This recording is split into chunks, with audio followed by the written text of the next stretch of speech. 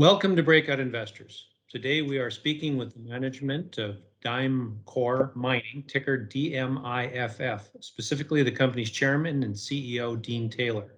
Joining me on today's call is Breakout investor Florian Buschek. This call is being recorded on August 3rd, 2021, and will be distributed via the Breakout Investor channel on YouTube and via our podcasting network. Look for Breakout Investor content wherever you subscribe to podcasts. We are on Apple, Spotify, Audible, and most other platforms. Supporting materials for today's discussion will be posted on the Breakout Investor discussion app, which is located at app.breakoutinvestors.com. The application and much of the research content is free. After registering and logging in, use the search bar at the top right of any page. Type in the ticker and the result will give you a link to the research post with this presentation and to other discussion and research relating to today's company. Those of you already on the Breakout Investor platform can share your questions for the company using the Discuss tab in Florian's breakout room. So let's get started by me handing the microphone over to Florian, who will speak briefly about his interest in Diamcor, and then turn the call over to management. Florian? So Diamcor is South African diamond mining company. I've been a shareholder for some time now. Learned about the story about 6 months or so ago, more than 6 months, last December. And it's a very interesting story. And before I talk a lot and repeat what Dean would say anyway, I would say, let's get started and then right afterwards into some questions. No worries. Thank you, guys. I appreciate you taking the time today and everybody else taking the time to find out a little bit about our company. I put together a presentation last night that is kind of a general overview of the company for people that maybe, maybe don't know quite as much as what Florian knows about the company. So hopefully it's helpful in giving you an overview of what we've done and where we're at. And then certainly once we finish the presentation, I'm happy to answer any questions that I can. So as we go forward, obviously we always have our cautionary statement in here. So we'll be talking about some forward-looking stuff possibly. So we always put this into it. When I start with the company overview, really I kind of try and give guys an idea of what we're about. We're a production-focused company with a proven history of supplying diamonds to the world market. We do exploration in terms of properties that we have in terms of expanding and then that, but ultimately our job and our focus is to get diamonds out of the ground and get those to select buyers around the world that we have. And so we're really a production cash flow focused company. We do have a strategic alliance with Tiffany & Company. Tiffany's invested about $10 million at the beginning of this. Once we acquired it from De Beers, they came in right away. It's not an offtake agreement, it is a strategic alliance. The project that we have, we're now in the final stages of development. It's called the Krone-Endora project. And it is co-located, and when we mean co-located, we mean co-located where our plant sits about 1,000 meters from the main pipe of De Beers' big flagship Venetia diamond mine. Venetia is probably somewhere around a US $4.5 billion spend by the time it's all said and done. It's now moving underground, about a $2.5 billion cost to doing that. And we'll talk about Venetia a little more and where this project and its importance to us is. As I've said, we're currently in the phase right now where we're doing what's called large-scale trial mining. That's underway. That really was aimed at providing us with cash flow. We've demonstrated historically our ability to reach profitability is done at very, very low carat numbers. But essentially, we've spent about $70 million roughly in development of this project to date. It's basically done. We have very significant infrastructure in place, and it's been converted over, and it has a 30-year mining right in place as well. The stones that we get a very high percentage of gem quality stones. There is very significant growth potential here as well. The idea with this was always to get it up and running, get supplies going, get to profitability, and then ultimately be able to expand out into the majority of the property. About 90% of the area that we believe has, resources and diamond resource on it is really yet to be, identified. So the first order of business was get it up, get it permitted, get it running, get it profitable. And then as we go forward, drill, find stuff, and just continue to build on it and grow from there. Oops, sorry.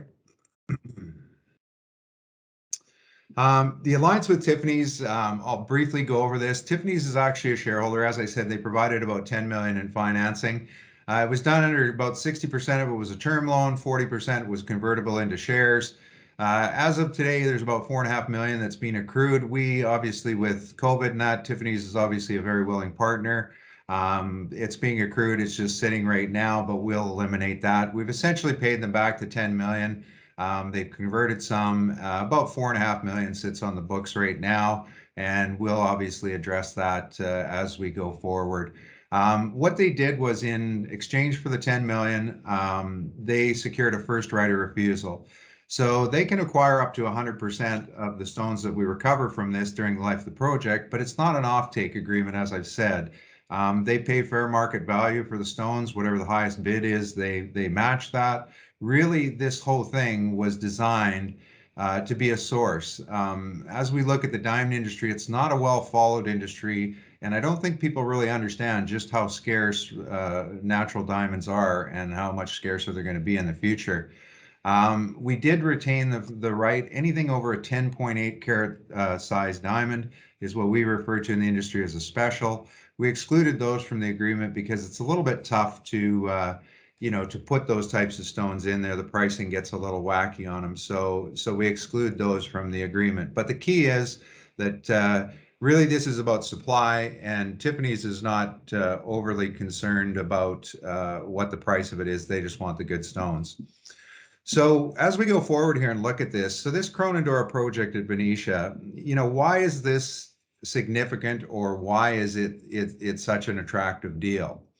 When we look at it, the first thing you have to do is really understand what is Venetia and what is that all about. It was essentially the third largest diamond mine in the world. Within the industry, it's well known that it's basically De Beers' flagship. It generated a tremendous amount of money for them. Approximately 50% of South Africa's yearly production comes from here, probably way more than that now. There's not really that much left in this South African area. At its peak production, to give you an idea of the volume and what we're talking about here, from the open pit, it was doing about 750,000 carats a month, or about 9 million carats a year when it was in open pit. So it's a very, very big deal. It is a very high percentage of gem quality diamonds, gem or near gem, probably as much as about 60% is our estimate. And they do get large stones. Their largest to date is about a 315 carat stone.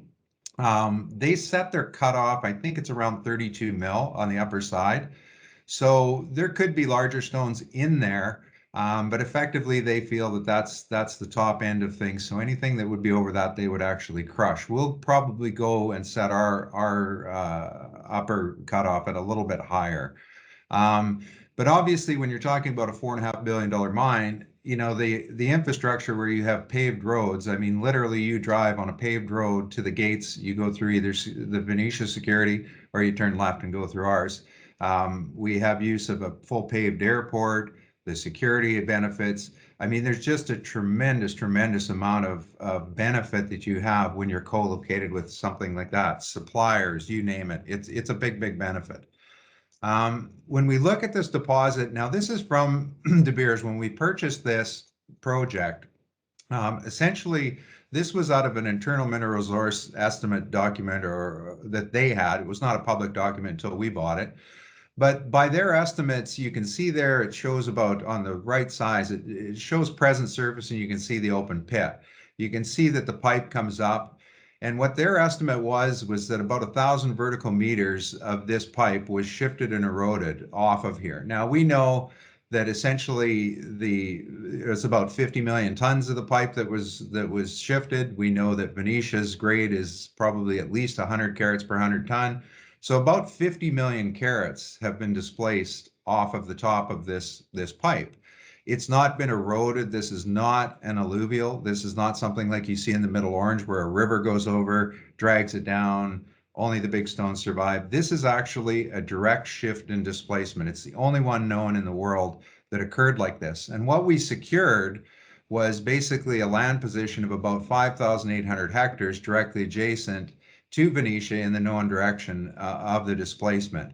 And so this presents a significant opportunity. We're never going to find basically 50 million carats, but even if you're talking 20% of that, 10% of that, you're still talking $1 billion to $2 billion US dollars at today's value. So it's very, very significant for the cost that it costs to acquire and develop this. When we look at this is a satellite overview. As I've said, we acquired, you can see the two properties outlined in white, Krone-Endora. It's about 5,800 hectares or just under 15,000 acres. It is co-located, as I said, with the Venetia, with the big mine of Venetia. It is the only displacement. Like I said, it's the only one in the world that's been identified where you have this major primary source, a proven source, where you've got a direct shift in erosion off of it. The nice thing for us is this is not $40 a ton stuff like we're talking about open pitting Venetia or maybe more going underground. This is surface mining. The deposit sits, it's never really seems to go more than about 15 meters from surface to bedrock.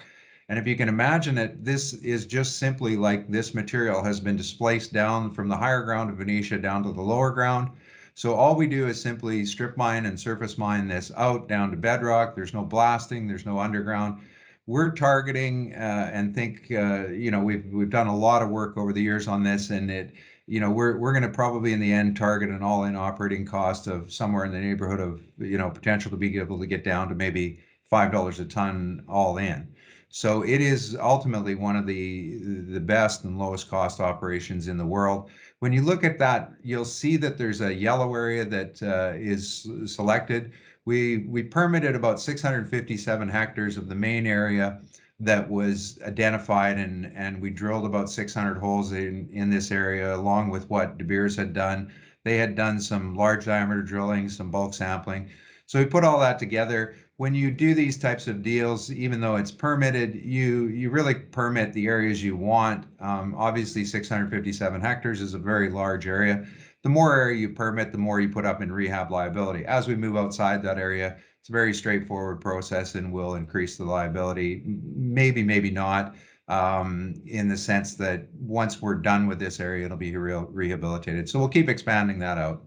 The growth potential, as you can see here, a very, very large portion of this property has not been, we have not done anything in terms of it. We've never really worked anywhere on the property where we haven't got diamonds. And we feel pretty strongly from the stuff that's going on right now. If you look on the map and you see that Krone-104 MS written part, we think there's quite a large potential right now that the flow that we're looking at on the left side right now may actually be not the primary one. We think that the primary one may have gone to the right. So we'll start some efforts on that, starting next year, and that'll be, sort of where we talk about the upside potential. The diamonds are quite amazing. If you look on the right, these are actually pictures of actually the stuff, the diamonds that come out. The one on the bottom, everybody sort of sometimes thinks that's cut. That is the largest stone we've pulled out of the project to date. And that is exactly how it appears out of the ground. It's one of the largest octahedrons in the world. It's 91.7 carats. And like I say, we do expect we're going to see some stuff, potentially up to maybe 300 plus carats in size. Now, we've pulled about 160,000 carats out to date just from this testing and commissioning. We did that to essentially try and minimize dilution and to fund the project as we did it. So that money has been simply dumped back in. Our initial dollar per carat on all that, if you look at it, was about $170 US average. The worldwide average is probably around 90 or so. So it's quite a bit above that, even with that. Now that number is skewed a little bit to the small or to the lower side due to the inclusion. When we were first developing the plant, we did a lot of work on fine material, and we stockpiled a lot of the stuff that would have the larger stones in it. So we think that's a little low. It's about 27 million US in revenues from that initial work that we dumped back in. But now as we've finished off the majority of the plant and we start going into the areas and managing, processing all the material. We've seen in the recent sales now that the average dollar per carat, it's gone up dramatically. Whether or not we can maintain 300, that's a phenomenal number. We sort of felt like, $200 US a carat was definitely attainable, but in this market with the shortages and stuff, it could well be that we have the potential to get up into that $300 mark. Certainly everything we're seeing at this point indicates that's possible. It is, like I said, a high percentage of gem and near gem quality. The diamonds are essentially the same as the sorts. That's what you have to understand here is this is not a separate deposit. This is actually Venetia material. And so again, what we're getting here is we're getting access to the same diamonds as Venetia. Yes, they're diluted to a large extent as opposed to what would be in the pipe, but also the operating cost is 1/10. So it's all relative. We see it in a very attractive size frequency distribution. We had, when we acquired it, we have a 9 million carat 1-year run of diamonds, all documented that from the Venetia pipe. What we've done is we've taken all the diamonds we recover, we lay that over top, and so obviously we confirm that yes, it's a 100% certainty that these are the diamonds. What we tend to see too is that we get a lot of fine diamonds that are very, very high quality. We also get good stones in the 1 to 5 carat zone. That's typically what most of the big buyers of gem stuff want. It cuts down, a 1 carat rough cuts to about half of what the size is typically. So, 1 to 5 carat gives you sort of a half a carat to a 2.5 carat stone. That's obviously a sweet spot for engagements and things like that. Proven potential for significant larger diamonds, as I've said. We got the 91.7. It was a bit of a fluke. It was just in an area. We had to actually, believe it or not, play around with that stone to get it to go through the screens that we were using at that time. It was very tricky. So it probably shouldn't have even been recovered, and it was a little bit of a fluke given the work we were doing at that time. But we have about 500,000 tons of material that we would expect to see large stones in that's stockpiled. We'll probably start running that towards the end of the year, and that's something we want to get into as well.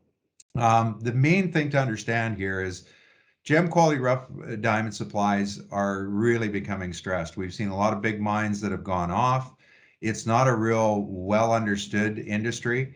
The world eats about 130 million carats of diamonds a year, and that number is going to be very hard to maintain going forward. If you take all of the diamond mines in the world right now, the reserves are known very, very well. You've got probably maybe 20 years left of natural diamonds, and that's about it. If all of us went out tomorrow and found the next Venetia, we might get, like I say, maybe 8, 9, 10 million carats a year out of it. But ultimately, we're going to be 15 years to sort of get it in production. So it's not a well understood area, and the supply demand has sort of been looming for a long time. And with COVID, it kind of served to accelerate that a little bit, we think. So this could be some of what we're seeing right now. We have tender facilities where we sell everything. We have facilities in Antwerp, 3 floors below Tiffany's, and we also have a new facility in Dubai. Everything is sort of shifting to Dubai. They've been very aggressive at sort of taking over a lot of the diamond industry. We kind of like it. We're very, very pleased with the facilities we have there. It's closer to the buyers. It's a day trip for them. The attendance is excellent. We usually run tenders once a month. We usually have about 200 of the primary buyers from around the world that come in for those sales. The prices, as I've said, at recent tenders, we've seen numbers up around that $300 a carat average, which is extremely good. We're also seeing a higher percentage of larger stones in the 10.8 carat area. That's simply because the plant is now more refined. It's just we're running the full mix of what we will see. You can see on the right, when you look at the chart, it's almost back to historical highs. Obviously, we've seen a major drop in the price of diamonds with COVID. Everybody's concern was what was going to happen with luxury buyers. Were they going to essentially disappear? What was going to happen? And surprisingly enough, it sat for about sort of a 6-month period. And we actually were kind of in the same boat where we were thinking, okay, well, what's going to happen here with this COVID business? What we've seen and what a lot of the larger guys we dealt with reported was that essentially they saw brick and mortar sales drop off dramatically, but at the same time, they saw a massive increase on the online side of things. So it actually may have even not just held up, but it probably even got a little bit better. So it really confirmed that the consumer demand was really strong despite COVID or anything else. Certainly a lot of mines closed due to COVID. A lot that were marginal have shut down. That really kind of hurt this, the supply. Like I said, there was about 130 million carats a year being produced, about 130 million carats being eaten. A big chunk of that, probably 50, 60%, maybe 60%, even more, is two main players. Obviously, De Beers, which is now owned by Anglo, and Alrosa, which is the Russian government. There's probably only maybe 20 guys in the world, and it drops off dramatically. The first two, the big guys, produce close to maybe 70 million carats out of that number. Then it goes down to about 4 or 5, then it goes down to 1. It's quite a rarefied group, to be quite honest with you. So we do expect that prices will remain strong. They're not quite back to the highest levels they've been, but certainly everything we hear, we just closed a sale last night in Dubai, and everything remains strong. And I think we've probably got another 3 or 4% just to get back to where the normal highs would have been. Now this project, like I said, we've done a tremendous amount of work on it to date. We started out, and the way we got this essentially was it went through a competitive process. De Beers was looking to go public at the time. They had the bankers review their different projects and sites. Essentially, this was not a Class A property by any stretch of the means. If you're doing 750,000 carats out of the main pipe, even if your potential was 25,000 carats a month here, you're not really too overly interested. But what happens with these countries is they have what's called a use it or lose it policy, meaning that essentially you have to either advance it through and get it into production, or you have to give it up, or you have to sell it. And so they put it through a competitive process, and multiple parties bid on it. We put together our proposal. It took about 2.5 years, and ultimately we were selected to own the project. They were never going to give it up. Obviously, De Beers owns about 30,000 hectares surrounding this mine that is an actual game farm. This is about 60 miles from Kruger National Park. And so it's an amazing security program, if you can imagine, with every animal in there surrounding this mine. So there was never really any intention on De Beers' part to give this up and let it be a random deal. I think obviously they wanted to pick somebody that they trusted who could advance it and work within the boundaries of that process. When we bought it, there is no ownership by De Beers. We do not pay them a royalty. We have no right of access. It had to be a clean deal for them to accept it. So that's what happened with that. Once we acquired it, we did the deal with Tiffany's, and then we immediately drilled almost 600 holes. We went over the areas that they went in. They had done. We knew that the main goal at the beginning was to get this thing up and running as soon as possible, permitted in that. We advanced it from, at the time, a prospecting right to a full 30-year mining right. We put in the water licenses in that. We put in about 30 kilometers of primary roads, about 20 kilometers of underground water supply lines from 7 different boreholes we put in, 10-kilometer main power line. Ultimately, at the end of the day, when you're dealing with a mine that's $4.5 billion next door, it's a good idea. It's a really good idea to be independent. We don't want to be controlled by power or anything else that they might need that would shut us down. So we did all that, site establishment. We installed many things. Obviously, the water holding dams, housing for 100 people, security fencing, on and on and on. It's not a short, or not, it's not a quick, and it's certainly not a cheap exercise to establish a facility like we have. We also put in 2 large processing plants. We did a lot of development on 2 very deposit-specific processing plants for this project. The deposit itself, because it's a displacement, because it's a lot of kimberlite breaks down. it has a very, very high percentage of fine material. So, it required the development of a system to be able to deal with that sand in an efficient method, or essentially what happens is your plant needs to be twice, 3 times the size, and you need 2 or 3 times as much water. So we spent a lot of time on the development of our dry screening plant. What happens is the material is recovered from the quarry. It goes to a dry screening plant, which uses no water. And what we do with that, it's quite interesting technology, and we were one of the core groups that developed it over a period of years. It reduces and removes about 60% of the material that we get out of the quarry. It's about a 500 ton an hour plant. It's a large plant. It removes about 60% of that fine material under 1 millimeter. So it's effectively a pre-concentrating method. If you look at it, whatever your grade is in the quarry, if you're removing 60% of it, if your grade in the quarry is 5 carats per 100 ton, obviously you're increasing it to 10. It's a very quick process. It's a very cheap process to do. And that 60% of material then can simply be put back in the pit and rehabilitated immediately. The other 40% just goes to a second main processing plant where we recover the diamonds. Again, this whole thing is aimed at reducing costs and water requirements is what it is. So it's a 2-stage system. We've got 2 very large plants, and that's the way the material is processed. We also have a lot of heavy equipment, obviously, in place. Our efforts were we didn't want to spend the money, and probably, at the time couldn't really afford to spend the money on heavy equipment. We used contractors. Contractors, they are what they are. There's a purpose, but you're getting old machinery. It's not reliable.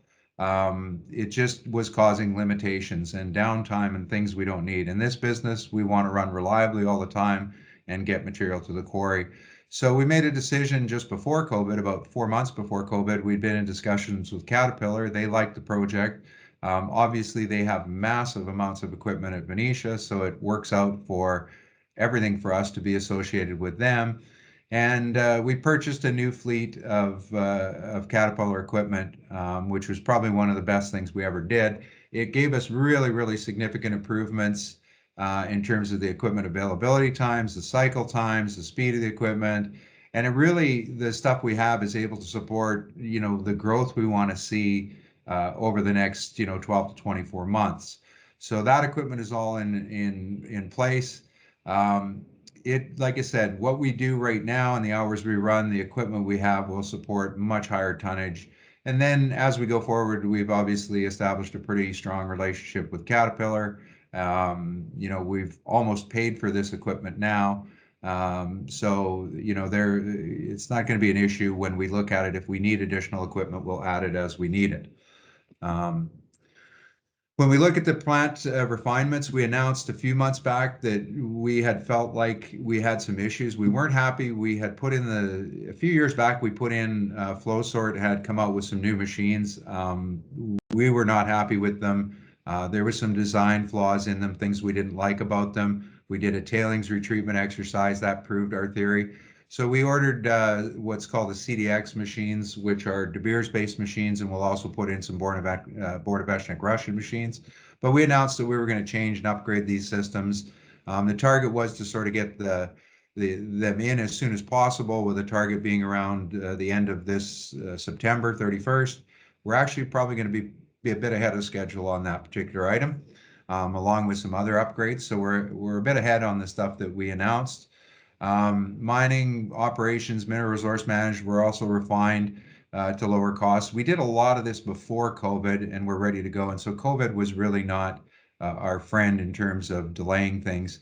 But all of this stuff that we did, whether it's equipment, upgrades to, final recovery, different things, these are all items that were sort of the final stages in getting prepared to enhance our recoveries for the long term and grow. Right now, mining and processing continues to run on a reduced day shift, extended day shift, basically, due to the COVID shutdown and then coming off of that. But our target does remain to double our processing volume here that we're doing currently, and what you see in the sales and announcements prior to the end of this year.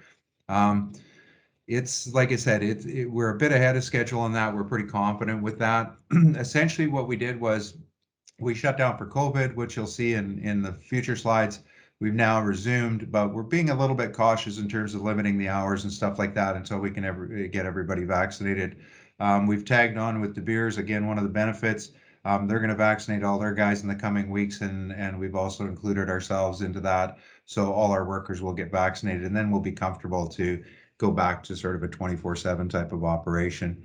The expansion operations and upgrades that we talked about, we're going to do in 2 stages. The first one is designed to double the production and get reliability up on the final recovery in that.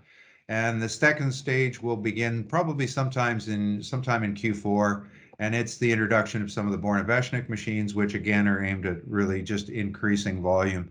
Reliability of both of these new machines are extremely high, and we like them a lot. Just a quick summary on COVID and what we sort of saw there. So back, obviously, everybody knows in March, the government of South Africa mandated the COVID shutdown. I remember going to PDAC, the big mining show in Toronto. It was kind of comical. Beginning of March, it hit. I think if it would have hit a week earlier, that show might not have gone, but it went from really positive to everybody being really worried. I remember going down to New York to meet with the Tiffany's guys about setting up a new AM schedule to do repayments, and they were the first ones to say to me, well, we're quite concerned about this COVID thing. I literally got back to South Africa and we had 3 days to shut this entire operation down. So we were really kind of at the stage we're at right now, very excited, and then COVID hit. It was not a great, it was very unfortunate, the timing, because we had made significant progress and we're really kind of on sort of looking for that to be the inflection point.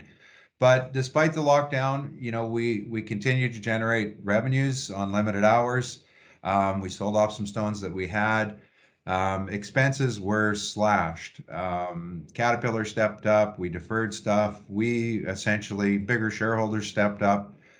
We survived quite nicely, but obviously we reduced our burn immediately to every degree that we could.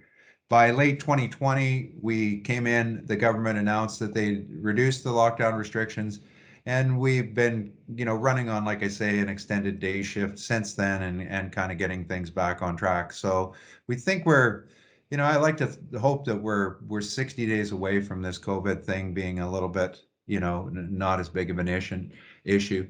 As I said, we resumed operation. The focus really was to mine higher grade areas, right? Look at areas we did, look at areas we knew, and make sure we had good recoveries to keep cash flow good, even though the operating costs were still reduced. Targeted efforts on doubling processing volumes at the time of COVID, like I said, those all resumed. That is really our key priority as we came back to work, was, okay, let's get going with where we were. Let's get things back on track. As I've said, the operations will remain on an extended day shift for the short term, but with the vaccinations complete and stuff like that, and the upgrades being done, probably this month, we'll start to increase things as we go forward. We competed, rough diamond sales. We've been completing them smaller amounts, shorter intervals at our Dubai facilities. And like I say, we've been really happy with that, but it served the purpose of getting us cash flow and stuff and minimizing further dilution from this. We don't feel like we're looking at any kind of a requirement to raise any more funds anytime soon. We'd like to see the stock and the valuation recover later. Look, if there's a reason to dilute, for growth purposes, then that would be great. We think we can fund all the growth we need out of cash flow, and we'll sort of play it as it goes. But there's nothing in the near term that would indicate that we need to worry about that. Our key focuses for, say, this month forward, we'll finalize these upgrades and refinements. That was targeted to be done by the end of September. We'll be ahead of schedule on that. Those efforts really are designed at increases of up to 100% in the processing volumes that we're seeing now historically in the last sort of 2 quarters. We did about maybe just under 5,000 carats in the March quarter, I believe it was. We generated about 1.2 million US. We'd certainly like to see that number as we go forward now kind of double over the next won't double this quarter, but we'll certainly, our expectation, we think the potential to increase that number in this quarter is good, and then certainly going into the December one. We'll continue to focus on the areas we already know. These areas, obviously, we know them well. They're historically higher potential for higher grades and larger diamonds. And like I say, we identify these areas, we know these areas well, and we'll keep mining them. As we get to the end of the year here, we're going to start looking at expansion into other areas. That'll help in a number of ways, including updating the 43-101, those estimates and things like that. But there's some areas of high interest right now that we want to get going on, but we'll start that in the new year. We see sort of the flow of things right now being get the upgrades done, get the company to profitability, start generating some good, increased numbers. Then as we get into next year, we start talking about, okay, we know how much we can operate. We know what costs, what revenues, are, things like that. Now we're going to talk about how big is actually this resource really. We'll also start on that the thing we talked about earlier, that we've got a very large stockpile of oversized material. We'll start that as well. And the idea there is to get through that material and see what we've got for larger stones in there. Geological exercises, like I say, I would assume they're going to start probably early 2022. So the key takeaways and the opportunity and stuff is the next thing we'll talk about. When we look at sort of the overview, really it's very, very straightforward. This is a real high quality late stage project. It's co-located with De Beers. Very, very good people involved. Majority of this displacement has not yet been found or identified. Obviously having Tiffany and Company involved is very good. We have, like I say, probably most of the best buyers in the world attend our sales. So we have some very, very good friends, good people. The infrastructure, when I look at the market cap of the company right now, I remember back, 3-4 years ago, these mining deals are funny. You get them, you acquire them, everybody gets excited. It takes a long time to permit. It takes a long time to get everything in place. The stock goes up to, I think we traded as high as $1.80 at that time. Things get delayed. It gets a little long in the tooth, and guys get fatigued. And it's almost, to me, it's almost amazing that I think, when I look at it today and the value proposition today as opposed to back where we were, it's staggering to me. You couldn't permit this thing for what the market cap is, let alone put in all the stuff we have. So it is fully built out, and there's a lot of infrastructure involved. The supply demand opportunity is very, very real. If you have gem quality diamonds right now, I'm sure I'll get questions about what do you think about synthetics. The short answer, De Beers has been the leader and involved in synthetics for probably 30 years. It's never going to be a natural diamond, and it's kind of like, why does anybody spend $5,000 on a Louis Vuitton purse? It really is something that we just don't. Certainly they'll play a part in things, but the benefits of synthetics really come in things like computer chips and cutting tools and things like that. Increasing process volumes obviously is something that's going to make we see this current position we're in right now as a real inflection point, a significant opportunity. We've seen the stock move up fairly rapidly in the last little while here, as you can see from the chart. And really, I think that right now there's a lot of eyes on it, sort of saying, okay, is this the actual start? This is where it's going to go? It's our job now to deliver, to be realistic and not overpromise, but to over-deliver. And so that's what we intend to do. The profitability potential here is very, very good. If we look at the costs associated with doubling the volumes we do right now and doubling of the revenues, the costs probably going up maybe 20% only. So a lot of it is just additional equipment that is more capable of doing what we need it to do. Large diamond potential revenues, again, a good 100-carat stone can be anywhere from $1.5 million to say $5 million. If you get an exceptional 200-300 carat, you can be talking essentially near 10 to as much as the market cap of the company right now. Those are really one-time events. We base everything not on big stones. We base it on what we do in terms of the volumes and what we do in terms of the revenues. So really at this point, with the key inflection point we're at, I mean, this is a pretty compelling, valuation where we sit right now, without question. When we look at this, obviously we trade on the Canadian side, on the venture, we trade on the US side.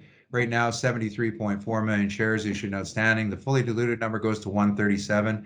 That fully diluted number, when we did COVID, we didn't want to put out a bunch of cheap paper to essentially the open market, or we would be eating that and sitting at these levels for a long time. Essentially, we raised about $3.5 million. That raise was taken down, and that convertible debenture was done by essentially the two largest shareholders in the company, both of which have never really sold a share, myself, management. In general, it's held very, very tightly. Market cap, about 21 million right now. You can see, like I said, the stock, as we started coming back out of COVID and getting awareness up, people recognized what was going on. Insider holdings, 20%. Really, in the end, the float in this thing is very, very small when we take into account that a lot of the bigger shareholders have been in since the beginning and know the deal very well. They're not looking to exit anytime soon. Ultimately, just a bit about the people. Obviously, myself, I've been in since the very beginning. Darren, I've dealt with for 30 years. We've been involved in multiple businesses. Dr. Kurt Peterson is a really important guy. He's our chief operating officer. He was a longtime De Beers guy. He's a PhD in mineral processing, probably one of the most famous guys in terms of development, design of plants, and fixing of plants for most of the larger players in the world. He was getting to a point where he'd been in South Africa for 25 years, traveled all over Africa. Myself and him are good friends, and he elected to come on and run things. I needed a very strong guy as we move forward on this thing. And he loves the project. He was at Venetia for a lot of years, so he knows the potential here. Dr. Haggerty, probably one of the most famous guys in the diamond industry, him and John Gurney probably. Sheldon is another guy I've known for many, many years. He's an independent director out of New York. So with that is my overview of our company. And I'm happy to answer any questions that I can, or go back if I've confused anybody on any of this, and happy to answer your questions. Dean, that was an outstanding presentation, and I guess the place to start is that even though everyone who is watching this presentation is looking for market mispricing, given all of the compelling information, the fact that what everyone has been waiting for, it looks like 10, 15 years, is finally starting to happen. You've got the equipment, you've got the willing markets, you've got production and sales. Somebody is selling, and while the price has moved up, it stopped here at 26. Could you just talk a little bit more about your capitalization, whether you've got people with warrants or options, or if it's actual shareholders that are doing the selling? I think, look, I think that the bottom line to all of this is you gotta, it takes a long time for these deals, and there's just no way around it that when you mess up, you are going to pay the price. Like I say to the guys right now, it's real simple, guys. If you deliver on essentially what we need to do here, everybody, every stakeholder in this is going to do very, very well. I think what we saw was, we saw some, we had some problems with the plant. I wasn't happy with the operational guys. About a year before COVID happened, I made pretty much a wholesale change in our operational guys. I felt they had had enough money and enough time to get this thing to the end zone. They didn't get it done, and I just don't think they had the skill set to get it done. There's a bit of a, it's a bit of a curve to move this mine from, say, a smaller mine to a, a mid-tier or a little bit bigger mine. This is not a big mine in the grand scheme of things. So I think there was just a number of, sort of screw ups on the way that really hurt us. We had some selling. We certainly saw some selling. And if you look at the volume levels that we did sort of since the beginning of the year, compared to previous years, we went through a tremendous amount of paper in terms of cleaning it up while the stock was moving up. And that was a lot of new guys, new different things. We pretty much feel like it's completely cleaned up right now. We're not seeing any really large wholesale buying. I wanted to make sure that on the convertible debenture that we did, that was in very, very tight hands, because we could have easily went out and raised the money we needed to survive COVID and put it out to the general public. But the problem is where we were sitting at that time and what the convert was, we'd probably be eating that paper for, ultimately the next 3 years. At least with the bigger guys being willing to take it down, it allowed them to cost average down a bit, and I don't see any of them selling anytime soon. So I think right now the big thing is what we have to do is we've never been really overly promotional. I think now is the time to sort of begin that process is what I'm going to do. We're going to bring awareness up, and then really the job is going to be sort of to deliver on what you're promising over the next quarter, 2 quarters, 3 quarters type of deal. There's just no question that the valuation at $21-25 million Canadian is ridiculous. It would be different if all of a sudden you were looking at it and saying, well, you can't operate, there's no sense in, for every, ton of dirt you move, you're losing, money. That doesn't make any sense. That's not the case here. And so really, I think this has all just been about execution. And it's, I make a joke with guys sometimes that it's kind of like a golf course. Somebody spends a bunch of money building it. It gets sold. The next guy goes broke. And by the time it gets to the end and time goes by, the third guy usually makes out pretty good.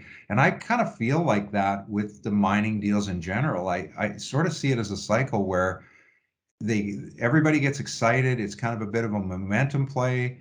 They get expectations on how long it's going to take. It takes longer. It falters. Maybe they have some false starts along the way. But then at some point you get to this inflection point where everything is in place. And then it just simply comes down to, can you execute on it? And if you do, then the thing just takes off and away it goes. So hopefully that answers your question honestly. That was fantastic. If I could just push you back one more click. 2016, the stock rose from 60 cents to $1 American. Yeah. And then in 17, it collapsed down to about 30 cents. What happened?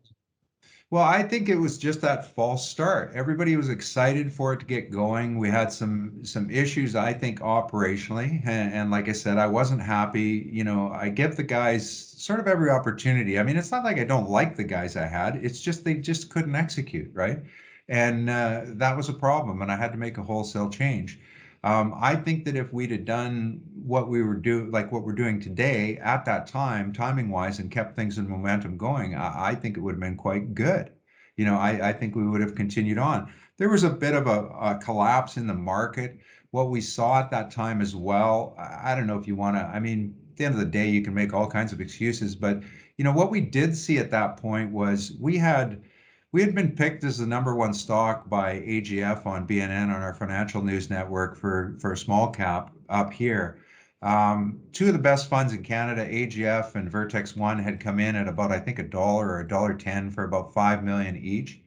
And what happened was it was right at that time where blockchain and marijuana and all that stuff came in, and we saw a mass exit of money out of resource, and those funds both had massive redemptions and eventually both collapsed. So we got kind of caught in a bit of a squeeze where, I know that both the fund managers very well, they weren't really too excited about selling off our stock, and actually both of them still, I believe, hold shares personally in it. But we really got hit with a lot of paper coming out at a very quick time, and it just, it eroded down. And, like I said, we kind of felt like we were climbing back to the point where we were ready to go again. And then unfortunately COVID hit, which, that there's nothing anybody can do about that. That's just one of those deals that was unfortunate. We thought it originally, I remember I was kind of a comical story. I was in Johannesburg, COVID hit, and I was going to fly out, but then I thought, geez, you know what? I only got 3 days to shut this down. I better stay put. I thought it might be 6 or 8 weeks, and I ended up in the corporate place there for close to 8 months. And the funniest part of the whole story was I don't watch a lot of TV, and so I didn't even have cable hooked up. So you couldn't have visitors, you couldn't go out, and I had no TV, but you know. So you're now extremely well read, I'm sure. God, I'll tell you, it was an interesting time. One other high level question before Florian really breaks it down. Yeah. You said that diamonds are becoming rare. Yeah, for Could sure. you just talk about that? I mean, the number that you say that the world consumes on an annual basis, I would think that there would be some recycling of diamonds. There could be. Where's it all going and really running out of diamonds? Well, you know, I think that this whole thing, there's a lot of different ways to look at it. It's funny you bring up recycling, because I definitely think that that's something that will happen, right? You know, you've got this large percentage of people, you know, grandmas, all this different stuff like that. You know, you'll probably see diamonds come back in. I don't know if they'll just throw them back in, but you can definitely recut, repolish, and repurpose them, right? So I definitely see that as something that's going to happen. I don't see where we're going to get this massive amount of mines coming on. If you look at it, it's probably without question the hardest thing to find is a diamond mine, right? I mean, I think out of, you know, you can find it, I can't remember the exact number, but it could be more ridiculous than what I'm going to say. And that's that you find 1,000 kimberlites, and out of those 100 have diamonds, and literally, you know, 10 might be economical and one is. Like, it is just such a massive ratio. So, you know, in the industry, when I see guys go out and say, hey, we found a kimberlite pipe, it's like, who cares? You know, you're so far from the end zone of getting any diamonds into the pipeline. It's just not understand. If you look at it historically, you had Alrosa, which is the Russian government, and still is. You're not getting any information out of them. De Beers and them argue about who's the biggest. Ultimately, Alrosa is the biggest in terms of total carat production. De Beers is the biggest in terms of revenue. So therein lies the rub. Who's biggest is a debate, but they're both very large. But up until Anglo bought De Beers, you know, a few, you know, whatever it was, 4 or 5 years ago, you know, you really didn't get much information. It wasn't a public company, you know, like, and now even it's kind of in with Anglo. So you don't really, you know, it's not like gold where the complications sometimes with diamonds are it's not like gold, right? Like an ounce of gold is an ounce of gold, and everybody follows it and everybody knows what the deal is. Diamonds, there's very, very few public players. So it's not widely followed really what's going on. It's everybody knows about diamonds, but it's not like any other, you know, I hate to call it even, I don't think it's really necessarily a commodity even, because, you know, with diamonds, you know, gold, an ounce is worth what it's worth. With diamonds, you've got so many variables. You've got grade, you know, you've got, you know, operating costs to get it out. You've got, you know, all these different categories. You can have a 20 carat stone and it can be worth $5,000, or you can have a 20,000 or a 20 carat stone and it's worth 300,000. But there's just no question, there's no disputing that if you take all of the diamond mines in the world, their reserve and resources and their life is pretty well known. And so when you add that all up and you look at it and you do some quick calculation, the world's been eating about 130 million carats for a year for a lot of years.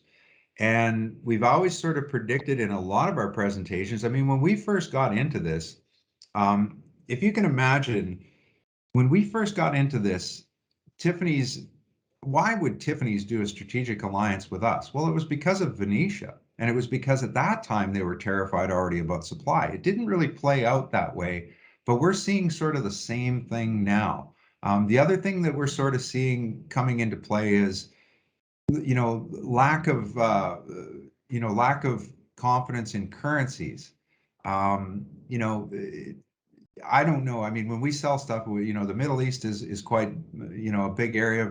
Obviously, we have a lot of Asian buyers, a lot of Indian buyers, a lot all over the world.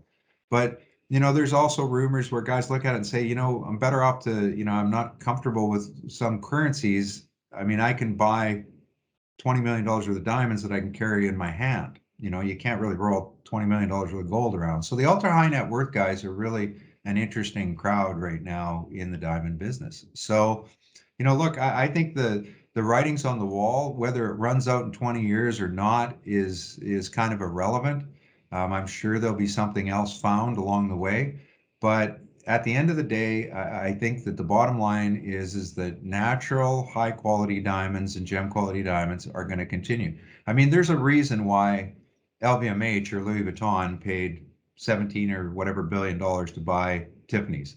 they don't think diamonds are going away. And I think what you're going to see with LVMH is they're going to really take Tiffany's model, which is fully integrated, which is what they love, and they're going to turn that up a notch, and they're going to start, selling some very, very expensive, very high-end natural diamonds. So that's like I say, that whole diamond debate thing is one that you could talk about for an hour, but at the same time, the bottom line is exactly what it is. You can't supply something that doesn't exist. For now, it seems like it's going to be okay. But I think as we go forward 3 or 4 years out, if a guy's in the jewelry business, you want to make sure you're getting your sources, sorted out.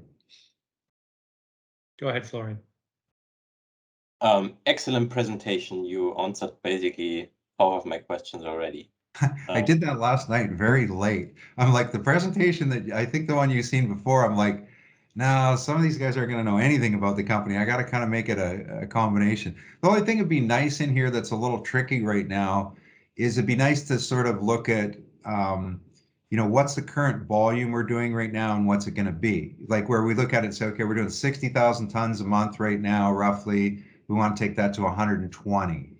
The plants may be capable of 300,000 before we have to update it. Might be nice to have some of those charts kind of in there. You have to be careful with regulators because you don't want to, really be, providing guidance in that. I have to kind of speak to what we know. And, obviously what we've announced is that we want to double, this volume here, very shortly. If you keep in mind that when we get stuff, let's say that we get these upgrades done in August, you won't really typically see the effects of that till about 6 weeks out, right? Because of course I have to run, then I have to bring the material in, then I have to do all the export out of South Africa, get it to the deep, boil it, put it up for sale in Antwerp and that, or Dubai, one of the two. I don't know if we'll go back to Antwerp, quite honestly. The Dubai has been so good for us. But ultimately, this ramp will sort of take place. I still expect this quarter, really it looks very, very good at this point to do better. Like the last quarter was 1.2 million, dollars US based on, I think it was 4,600. You could probably correct me. It's terrible that I don't know that number, but I think that's what it was. It was a very limited amount of carats. It was around 46 or 4,800. And, we typically look at right now, we probably break even, like G&A, everything, we probably break even at about, call it 1,500 to 2,000 carats. I mean, if we're selling at $300 or $200 a carat, it's probably, 1,800 to 2,000. If we're selling at 300, well, then obviously we're probably at 1,500. And we certainly don't want to be sitting at a 1,500 carat number. I think in the short term, if we look at right now, simple math and mathematics will show a guy that we're doing about 1,500 carats, 1,800 is what we're getting sold. And like I said, I'd like to see that double. The nice thing is we know we'll spend a little bit more on diesel, we'll spend a little bit more on ferrosilica, a little bit more on power, but the doubling of that material, is going to result in twice the revenues. But right now, our best guess is we're probably looking at maybe 20-25% increase in costs, right? Because you're really just adding processing equipment that runs on the same power levels that just run quicker, right? So that's where we sort of see. So that's the only thing in this presentation that I kind of think is something that I'll incorporate into stuff going forward as we can sort of feel comfortable that we can do some projections. I mean, I think the only thing that would be better is to have a chart that shows where we are today and where, even we're projecting or where our targets are over the next, say, 12, 24 months, right? There's a couple of questions that came to mind while you were giving that answer. How do you handle security? Both normal operational security. This is both the inventory and the equipment. And then with the civil disruptions in the country, how are you? How do you deal with it? Yeah. See, this is one of the, when I talk about the benefits of being co-located with De Beers, it's a major benefit on all fronts. The civil unrest that they had lately here is, it's always kind of we always say TIA, this is Africa. it kind of comes and goes. It's usually, it's politically motivated type of deal. You've got, big disparity between rich and poor, and things get out of hand. A lot of the stuff, we're right up at the very top of the country, up by Kruger and the national parks up in that area. We didn't see, like, there was really nothing. It was probably 1,000 kilometers or more from us, a lot of that stuff, but it's still an issue you look at in terms of what's going on with that. So you don't have to worry too much about civil unrest. You've got, like I say, a $4.5 billion diamond mine. We're inside what's called the Venetia Limpopo Game Reserve, and trust me, if you get to our gates and you go through that gate to get released in, it's about 11 kilometers around to the backside of Venetia where we're located. If you broke down in there, you definitely don't get out of that vehicle and start walking around. I mean, we have everything from lions to leopards to, there's a lot of stuff in there that's hungry. And so, De Beers puts it in place saying, well, we're, they are doing an amazing job in terms of animals and stuff like that, but it does provide a pretty significant security system without question.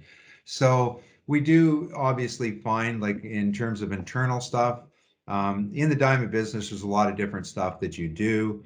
The machines and the final recovery in that are all hands off. They're done in glove boxes, sorting boxes, all kinds of stuff. When we transport, we never transport on the ground. It's in the air. It can be by helicopter. It can be by airplane, random day, night. Yeah, you're doing all kinds of stuff.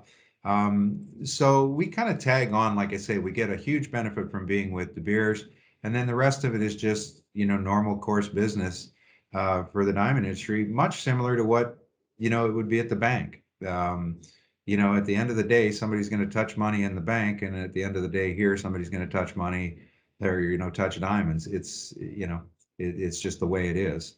So you do everything in your power to keep that as tight as you possibly can. The penalties for getting caught with a rough diamond in South Africa and a lot of these countries that are diamond focused is pretty steep, 20-year type of stuff.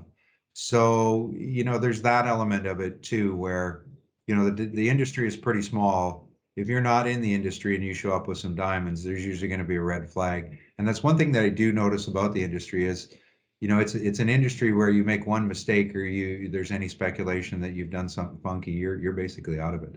So security is definitely, it's something we look at very carefully. But, like I said, if we were out in the middle of nowhere, I would certainly, we could manage it, but I certainly like where we're located. I can guarantee you that. And Transportation also not an issue. Sorry? And transportation also not an issue?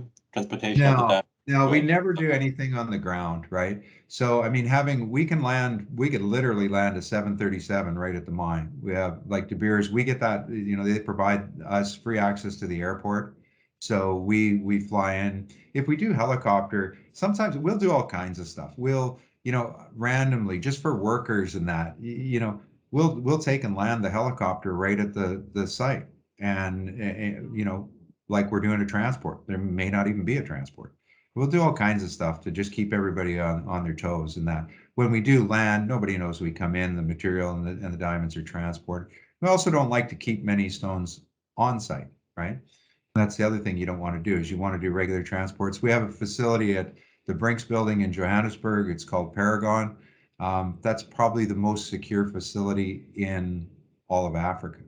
Houses gold, diamonds, you name it.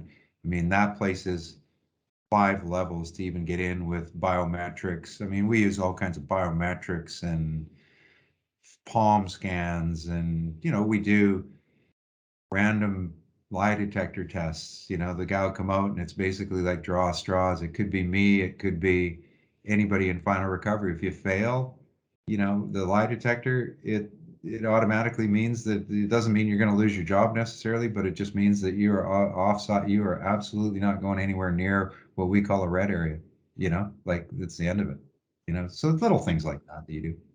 Could you describe how many people do you employ? What kind of workforce is it? Do they live? It sounds like they to and from by helicopter, so they must spend. we bus everybody in. Like the only thing that we do is when we're talking transport is everything in or out, right? We have our own buses and that we bring guys to and from work. We took over a facility that's inside the reserve. It'll house close to 100 people. This operation will never ever be over probably 100, 110 people. We're at about 65 right now. We were at about 110 before when we were going around the clock. Just with the build and stuff like that. The workers themselves range from the top end guys, which are some of the most experienced guys in the business, to the bottom guys. Jobs are extremely tough to get there. We have a very, very dedicated and loyal crew, and we try and really honestly try and treat them very well. When they come in, some of them, I've got guys that started 10 years ago that, could barely read and write, who are now, senior electricians, boilermakers, welders. We give them about 1 or 2 years to sort of decide what they want to do, and then we certainly provide the training and everything they need to give themselves a better life.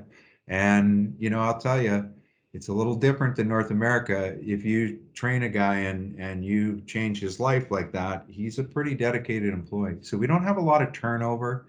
And we generally, you get the bad, you get like anywhere, you're going to get a lazy person here or there. But in general, we're pretty selective on the guys we hire, and when we do get them, we want to see them, become part of the team, and away they go. But it's not a huge amount of people, and those guys will come in, will work shift work. They'll be there, for sometimes, depending on how the shifts are working, they can be there 7 to 10 days. Then they'll go home. That type of thing. So, but we treat our guys, like I said, really well, and they're bussed in and out. I mean, we have our own medical facility right at the mine. We have our own doctor. We share with Venetia. The state and government, a lot of these guys wouldn't get vaccinated. We'll pay, get them vaccinated. We provide them, they get regular checkups. They, we supply them. We have a grocery store there. We supply the guys with a credit each month so they can take their food back to their houses that we have. The houses are nice. They've got full kitchens, fridges, air conditioning, showers. I mean, a lot of the guys they don't mind coming to work. So it's good. Threat of COVID in Africa? I think it's like there's a lot of areas right now. We've seen a few cases. We're able to manage it pretty good.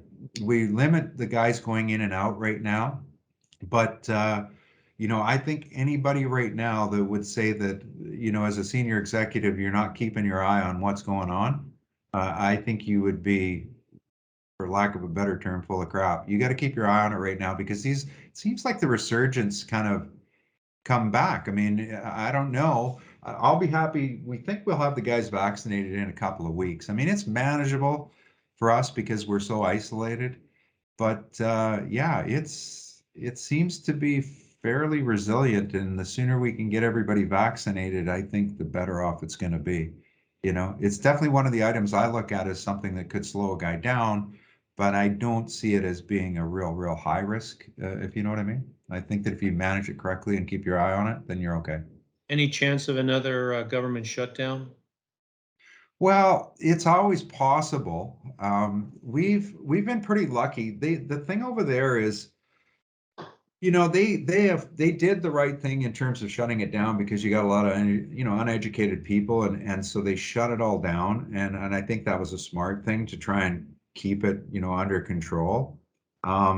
There's always a possibility. I don't think we'd see a full shutdown again. They've been pretty vocal that the country could never afford it. Unfortunately, it means that you're going to probably have a higher death rate. Now, that's not something that Africa is not used to.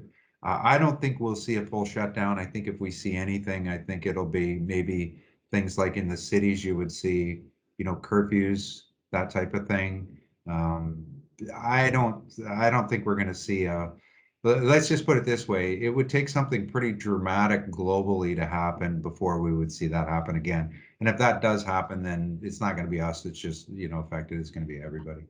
So, I don't see it. I think that, the vaccination program is key. Obviously, the first world countries are getting, quite advanced in terms of the amount of people they have done. Africa and these other countries. South Africa's obviously a little different than Africa in general, and I think that, you know, they'll get things organized here as well pretty quickly.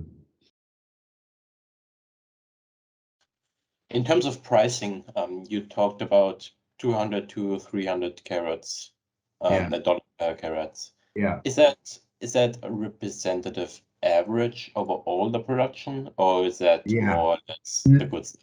You have to be careful on these small sales, Florian, because you see, and this is why, you know, guys always want to know, how do we do on the sale? How do we do on the sale? And I always say to guys, I know you want information on stuff. The best way to look at the dollar per carat is to take the larger number, and that is what your average dollar per carat is, right? Like, I mean, you know, the only thing I would say on that 170, I think the 170 number average on the 160,000, a good representative sample, let's say, is 10,000 carats. So if you look at selling 160,000 carats and your average is 170, you pretty much know that's what it is. Now, the only thing I would caution guys, and I do caution them for a very specific reason, is that a lot of that material was very fine material, which is lower dollar per carat.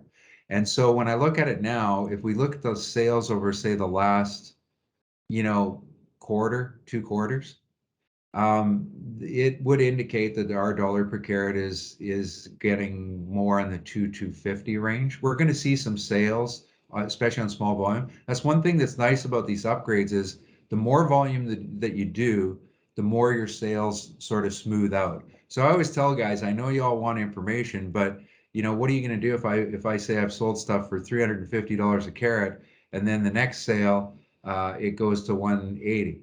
You know what I mean? Are you going to punish me? Are you going to think it's good or bad? You know, at the end, I can tell you that our model works extremely well at $200 a carat. And right now it's kind of looking like, to me, like that number might be a little conservative, which would be great. But I think we're going to end up higher than that. So, you know, I don't understand. There's a couple of mines that have been in the news lately, and it's really strange. Big mines, you know, billion-dollar mines that get built on a basis that they've estimated their dollar per carat's going to be $150 or $200, and they come in at 80. It's like, I don't get how you guys spend $1 billion before you figure out what your diamonds are worth. Like, do a sample, take 10,000 carats out, and that's what you got. You know, the only way to know what you're, you know, for us, you know, sometimes when they do exploration, they'll get guys to independently evaluate or estimate what the dollar per carat is. I'm always of the opinion where, well, there's only one way to know what your diamonds are worth, and that's take 10,000 of them and send them to tender, and what the guys will pay for them, well, then that's what they're worth. You know, so I think dollar per carat for us is pretty well established. And so if you think about, you're currently about break even, basically. Pardon me? You're currently basically break even, let's say. Yeah, I think that this quarter, like, will show that we may do a little better than that in this quarter. It'll kind of depend. Like, I mean, look, we're only we just finished we did a little bit of a sale at the beginning of July. Now another one that just we started on the 28th. I'll put out an update to guys based on what we sold in July. I'll also let them know that we're maybe a little bit ahead of schedule on the upgrades.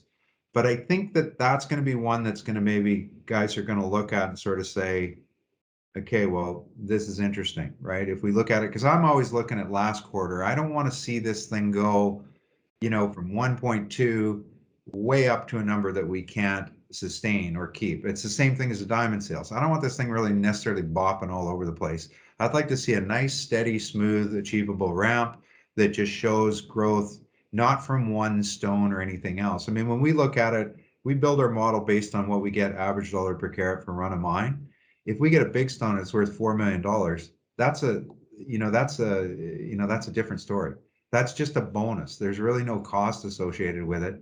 I mean, we expect to get some big stones, and I love the idea because I would dump them onto the balance sheet, get rid of all our debt. That's one of my main goals, is by the end of the year, I'd like to see the balance sheet completely, rid of a majority of the debt and have a good cash position. Because I think that's one of the things right now that, guys wonder, are you going to need money? Like, we know internally and say, okay, well, we're golden right now. We feel real comfortable that we're not going to have to raise money. But when you look at the balance sheet and that, and you get the consolidated financials from that side and this side, it's not like we have $3 million in excess.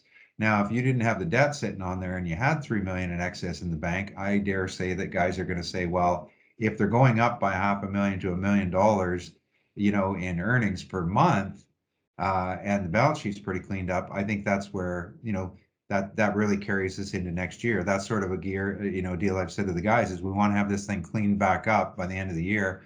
And then the other thing I think that once the numbers look really good and you see good, earnings and good revenues, then I think that it turns into, okay, now how can you make this bigger and how much resource, how much of those 50 million carats are you going to be able to find? And I think that's why when we look at a drilling and exploration program on top of this, I mean, we can do a bulk sample for literally like $50,000. I mean, guys in northern Canada, it costs them 2 million. I mean, it's very, very easy for us to do drilling and bulk sampling with this to expand the resource. And at this point, we 3D model everything. So we've got areas that we've already identified. I just won't let the guys spend any money on doing it right now until they get the plant in order and we're making money. That's the key. But I think next year will be a fun year in terms of exactly finding just how much is out there. And I think once that's defined, if you can look at it and say that you're, because right now, by the time you figure it and look at it in our modeling, we think the potential is somewhere around, call it $5 a ton operating costs and maybe as much as $15 a ton in revenues. We think that potential is there. Once you figure in taxes, black empowerment, all the different stuff that goes along with operating anywhere, if we could run it like 50 cents on the dollar, that would be our target or what we're aiming for. So then it just comes down to tonnage and how much product do you got, So, but there's still a long ways to go, like I say, on this project, that's for sure. It is a real key inflection point, and the only thing that really, out of all of this, the thing I said to our internal guys over and over and over is, guys, this is just all about execution right now. That's all it is. Everything else looks really, really good. And guys are going to watch, what I see now is you'll get the early adopters, the guys that are a little more risk, tolerant. Those guys are going to come in here. When we get to 50, 60, 70 cents, whatever it is, if we can get up to those levels and then start putting out some real concrete results over the next quarter or that, then it's going to change a little bit. And we're going to see some bigger institutional guys sort of start to say, okay, well, I kind of like this now. You know what I mean? They don't care whether they get in here. They want to see just a little bit more proof before they pull the trigger, right? So I think we'll get some buying here, and I think we'll get buying all the way through. The one thing that I'm going to do definitely is I'm going to definitely put some programs in place now. We're going to spend a little bit more than what I normally would on, I don't refer to it as IR so much as awareness. I just like getting in front of the right groups, tell them the story, and usually once I can tell them the story, then they usually stick around. If they're unless we really screw up, then, they're pretty much long-term shareholders. I try and keep everybody abreast of what's going on so that they can understand the deal and make a reasonable judgment on what we're doing. I want to quickly touch on the debt again, because you currently released your financials last Friday, sure. I think. Yeah. And it says 6 million is current debt. Yeah, I know.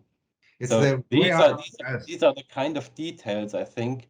You're new to the company. You don't know anything about diamond you mining. Look at it and you see stuff like this. Yeah, and what the heck is going on? Yeah, like, is it going to be is it something that's going to drop dead? It's IFRS treatment and auditors, right? And it's funny with the auditors. I always want them to put it and categorize it as they will. I'll argue a little bit, but it is what it is. Same thing with going concern. They'll say, well, we're going to put a going concern statement, and I'll be like, well, who cares?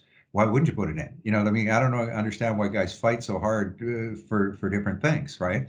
But when you look at the debt, you're right. If we look at it, there's basically a few items. One, you have the Tiffany stuff, which is about what, 4.5 million or something like that. It's basically, in our understanding, it's, look, it's going to have to be repaid, or at least a portion, or maybe we can make some sort of agreement. But Tiffany's they have no interest in running this mine, owning it, or anything else. In fact, I was told by certain people that money's already been written off. You borrowed 10, you gave 10 back. The rest we'll get when we get. Whether that's true or not, who knows? But at the end of the day, we look at it and say we've got to pay them back at some point, but they'll be very reasonable. The Caterpillar debt shows up on there, but essentially, that equipment is probably, we've already paid for maybe half or a little more of it even, right? So that one I'm not too worried about. There's some debt that shows up as Black Empowerment debt for that. There's no set reterms of payment. And then the other one that is the larger portion is the convert. And, you know, when we were looking at bank financing and stuff like that during COVID, they had a hard time getting their head around the debt that's associated with the convertible debenture. And like I said to them, if we're trading at 30, 35 cents and it's the largest shareholders and they've never sold a share, I can put you in touch with any one of these guys. They are definitely converting that paper out at 7 cents and that debt is going away. So I sort of see what's going to happen. What I look at before the end of the year here, I'm not sure the date, but I think it's November or something, that 7 cent, that convert stuff, that's going to go away without question, that portion of it. The CAD stuff, we pay it down by about 100 and I'm going to say around $100,000 a month for the Caterpillar end, because about maybe 16 months left on the CAD stuff when we own it. The Tiffany stuff, we'll kind of deal with that when we deal with it. With Louis Vuitton now involved, I said to the guys, I said, all it's going to take is one nice stone and that debt will be gone because they'll probably want it, given what I think that Louis Vuitton is doing. And the way that the stuff with the Black Empowerment works is it's proportionate. So we have right now loans recorded with the South African Reserve Bank where essentially about the first, I think it's around 30, 35 million that comes out of this, you know, is able to be brought back here with no issue whatsoever. And what we did in the agreements that no matter what gets paid out in dividends or money out for that stuff, it's always proportionate. So I think the balance sheet shows, you know, Nizal at about $1 million or $1.5 million or something like that, us at about maybe 30, 35 million. So, you know, it's a 35-to-1 deal. At the end of the day, I don't care, nor does anybody else care that you're gonna, I don't think it matters whether you're in Canada or Africa or wherever, you know, you're gonna pay, you know, some fees. You're gonna have somebody involved, whether it's native groups or Black Empowerment or whatever it is. It's just the way it is. It kind of should be. I mean, it's their country, right? A quick question about the warrants. And before I go to that, I want to just acknowledge you have a new homepage. And first of all, the homepage is great. And second of all, very commendable. You have the whole cap structure. This is how much warrants there are, how much options, how much all-in fully diluted shares. There's not a lot of companies that are so transparent. So now you got it. Like you can, it's more important to me who holds them. You know what I mean? And that's the big thing, because that's what's going to hurt you is, you know, your capital raises. I mean, I literally, when COVID happened and we had to do that CD, I mean, I tried everything. I tried to get COVID funding from government. I tried to get, you know, support from all different kind of areas to eliminate any need to dilute. And so when that was just not happening, I mean, we got approved by the government of Canada, and then at the 11th hour, they basically just turned tail on everybody, not just us, and wouldn't back like they wouldn't secure the loans at the bank. So I really thought we were going to get away with maybe a little bit of minimum dilution.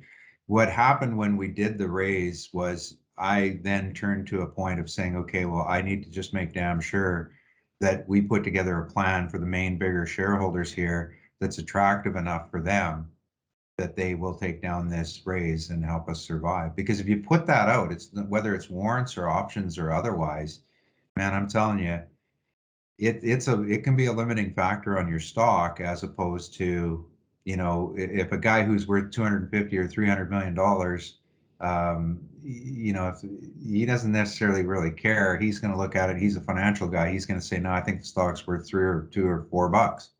He ain't going to sell it at 80 cents on the way up just because he got some cheap paper. You know, that's just the way those guys are going to be. So yeah, it's important who holds it. There's no doubt about that. The big thing is obviously the warrants that sit with the CD are at 15. You know, there's the options are at about 11. But again, it's the management insiders, and obviously everybody has to report there. There's some 30 cent. I repriced those 30 centers. There was some warrants from historical. I think the raise was done at about, God, I think it was done at about 40 cents or 45 cents a few years back. the reason I repriced them, number one, I think that if you need the money or you think you might need the money, you're better to reprice options. So many guys or warrants, so many guys issue warrants and guys never get in the money. The idea of the warrants is to raise additional capital with no fees. And so they were at 60 cents. The groups that were involved in that raise were very, very good groups. They had supported us all the way along. I extended them at 30 to 30 cents, but I also put an accelerator on it. At 37.5 cents, if it trades for 10 days, it generates about 1.2 million, which obviously we would use, whether it be to do debt or for further expansion. So I expect those 30 centers will probably get triggered here. We're sitting at about 30 cents right now. I don't see it being a big stretch that with a good quarter, this one, I think they're going to get triggered. I mean, I know the guys who hold the majority of them, and I've already told them, just be prepared for the fact that those 30 centers are probably going to get triggered, right? And I mean, some of them, if they don't want them, they can let them drop off. Hey, if they don't want to exercise and let them drop off, all the better. That's better for me. But I doubt. I think most of them will do it. Coming back to the operating model, you obviously can't give too much sort of forward-looking statements, but I mean, we know you're currently about break even, maybe a little bit positive, and you're about to double your volumes. You're about to double the amount of carats you sell. Right. We know costs will be about 20-25% higher. We know the pricing is very good, and it's very easy to sort of build a very easy model based on that information alone and see that the company is a total steal, fully diluted, even just from that. And that is just what you do in the next current months, basically. That's based on your run rate in the next towards the end, let's say. Yeah, and the market cap becomes the biggest thing because this would be much more difficult, Florian, if say you're trading at 100 million market cap. The upside is just, it's not, that tends to be what happens. If you look at it, say years ago when we were trading at $1, whatever the number was, $1.50, even $1.30. To me, I would dare say that, there's obviously way more risk then to what there is now. I mean, you're launching from, like I said, $21 million market cap Canadian right now. I have no issue saying that to go out and try and acquire, permit, and get even a tenth of what we've got done in place. Number one, it would take you 4 or 5 years. And number two, you just never do it for the amount of money. Your burn rate on just your G&A and your corporate and filings and everything would eat, almost the market cap in that period of time. So it's really like when, lots of guys look at it, I think that there's a lot of guys right now that I know very well that are long-term guys, and they just sort of shake their head and go, well, right now, outside of it just completely imploding on itself, it's hard to imagine there's a lot of risk here, and pretty much what you're just looking at is what is the upside going to be? Like what is it going to be? So is it going to be worth 200 million, 300 million, 400, 800? What's it going to be? And my simple answer to that is that in my mind, when I look at it, I've always kind of envisioned that there's going to be additional stuff in the area, and I've always said, hey, look, the potential on this thing is to get it to somewhere in the $400 to $500 million market cap. I think that could be a reality. I don't see that as being a stretch, and that would be something that I think would be reasonable as a target. If you go out and you find additional resources and that in the outlying areas, then I think all bets are off. Then I think change quite dramatically. You're never going to find 50 million carats. Let's put it that way. But if you could find 5 to 10, you're talking about $1 billion to $2 billion US gross at today's numbers, and that's basically at a $200 per carat average. I think that's going to become a little bit of a, like I said, that's a bit of a wild card, because we used to use 200 and think, geez, man, 200 is going to be nice. And now if we sell stuff and we don't get, near there or over there, we're pretty disappointed, right? But, we think that as we do bigger volumes, we'll see more bigger stones. We see enough bigger stones now, but the key in the volume is that it really smooths a lot out. It's good for the sales because with more carats, you can sort your packages a little better. You should do a little better on your dollar per carat just because of that, naturally. So Hey, Dean, that 91 carat stone in your pictures, what happened to that? we sold it. You know, it was funny at the time. I remember we were working at the time, and it was tight. Cash was tight. And I remember the operational guy at that time, I said, well, you know, get out, you know, see what you get. See, you know, let's see what we can get. I'll start kind of, you know, trying to figure out what we're going to do for money. And it was comical because we have a secure network thing, and he sent me a picture of it. And he said, would something like would something like this do? And it was kind of comical because I sent him a note back saying, yeah, go find one of those. And then the phone rang and he's like, no, I'm not kidding you. That we just found that. Like it just came out. And so it was kind of hilarious. We sold it, I think, for about $1.5 million. It was a weird stone. I mean, obviously at the time, we weren't really in a position to do much on the way of marketing. I think we'd get way more for it today and we'd market it properly. There, at that point, it was a godsend. We got, you know, $1.5 million for it or whatever it was. And but it was a really strange stone. It went to a collector because it's not usual to see that big octahedron in that shape like that. Like that's phenomenal, that stone. It really was a unique stone. It went to the Middle East. It went to a collector. I don't believe he's ever cut it. I think it's in a collection, a personal, like a private collection, is what my understanding is. We don't ask a lot of questions as to where stuff goes, but you know, it was a weird stone because it was a little bit yellow. It was a stone that if it was 2 colors more white, it would be a $3 million stone, and if it was 2 or 3 more colors yellow, it would have been a $10 or $15 million stone. So it was right in the middle zone. It was just an odd stone. But I like I said, the sale of that at the time was really provided us with quite a good cash injection, and so it served its purpose. You know. Well, it sure is a lot of fun to see the picture and to know the story. Yeah, it's just disappointing that, you know, Kurt is, like I said, he was at Venetia and intimately involved in their plant and final recovery for about 7 years, designing it and that for them. I can't stress enough how you know how respected he is in the industry. He definitely, like I say, he's one of the only guys with a PhD, and he is a diamond guy. He is really disappointed. Well, I don't know if disappointed is the word, annoyed at this point that he hasn't seen anything or that we haven't hit anything over the 100 mark. You know, for us, 91 is, it's not 100 yet. It's got to have the 1 in front. So we kind of joke about that.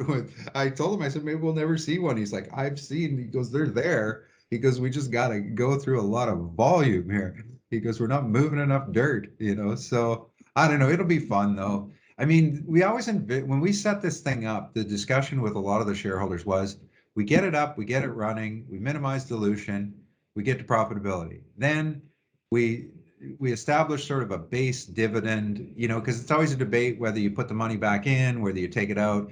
I always said to guys, well, let's put a small dividend maybe in place or whatever. In the end, that could be a plan. And then once every 6 months, we do a special dividend for big stones. You know, stuff like that, I think is, you know, I mean, you got to keep growing, and as a public company, we've got a long ways to go. But you know, if I look out 3-4 years, you know, I already consider and look at stuff right now, saying what other stuff is there around that maybe De Beers, Alrosa, other majors have that are too small for them to really be focused on that maybe we could get involved in. You know what I mean? That would help us to grow our business out. So I think it's first order of business, get everything up and sort it. Second order of business, start exploring and get the upside of the property. And then third thing would be, what are you going to do in the future? You know, what other deals can you do with the majors or quality projects that you can, you know, be of use and acquire or add? Because I don't really want to take the money we're making. You know, I don't want to throw good money at bad. Let's put it that way. Like I've said to guys, if they think we're going to take money we have profitability and throw it at an exploration program in the North Pole, they are sadly mistaken, because that is just stupidity. That is not a good idea at all, in my opinion. Especially not in this business. Too tough to find. You know, you're better off to buy something that is proven, or something that has, you know, tailings, or something less exciting that just generates revenue. I'm all over that. Can you talk a little bit about your own background before you came to Yeah, this I project? was for sure. I grew up in the prairies in Canada, in Saskatchewan. Pretty simple farm hockey background kind of deal. I was always sort of a business guy. I had, some telecom and cable company stuff that I did. I got involved with a friend of mine started, you guys in the US have DirecTV. We had Star Choice and Express View, I think it was called. I kind of ended up in the commercial end of that, doing big cities, and I ran, did the commercial division for Shaw, there's two very large cable companies up here. So I worked with them and got sort of involved in acquisitions. Then we sold the whole thing back to them. We had established, we grew it out into, we had offices in Vancouver, Edmonton, Calgary, Winnipeg, Toronto, Halifax, Montreal. We had offices all across the country. We sold that all back to the cable company. Our job was to develop the satellite cable business in all the major cities, and then we sold it back to them. They bought it back in the end.